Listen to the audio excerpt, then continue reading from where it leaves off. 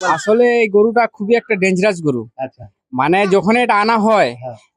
গাড়ি থেকে এমন ভাবে লাফ দিছে হ্যাঁ। যে মনে করেন পুকুরে ডুব দিছে, আবার পুকুর থেকে লাফ মারে এমন আতঙ্ক সৃষ্টি করছে পুরা এলাকায়? যে পুরা এলাকায় মনে করেন যে আতঙ্ক সৃষ্টি হয়ে আসছে। ওর কাছে যাওয়া তো দূরের কথা, ওর কাছে মানে সামনের দিকে যাওয়া যাচ্ছে না, এমন ভয়ঙ্কর আকৃতি করতেছে। আচ্ছা। মানে এমন করতেছে যে কোনো একটা দুর্ঘটনা করতে পারে, মনে করেন যে আহত হয়ে যাবে এরকম অবস্থা। আচ্ছা, এখানে তো ভালো ভালো কসাইরা আছে, তারা কি পারে নাই? কেউ সাহস পাচ্ছে না এখন কেউ পর্যন্ত সাহস পাচ্ছে না। না। কুরবানি দেওয়ার দেখেন ওর কাছে গেলে কিন্তু যেভাবে ফিস ফিস করতেছে, তো কাকে ধরে কাকে পটকায়।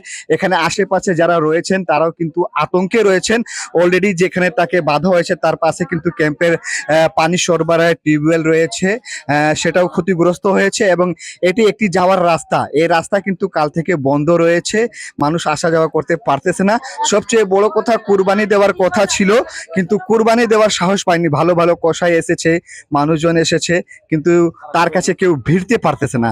তো এই অবস্থা এখনো রাত পর্যন্ত রয়েছে। মালিকও আপ্রাণ চেষ্টা চালিয়ে যাচ্ছেন তাকে কিভাবে বাগে আনা যায় এবং কুরবানি দেওয়ার জন্য প্রস্তুত করা যায়।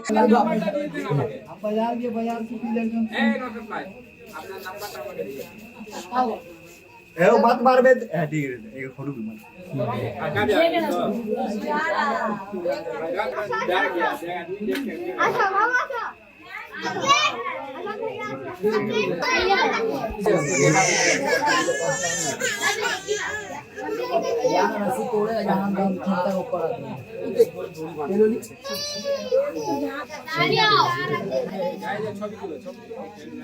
দর্শকদের ভিড় দেখতে পাচ্ছেন,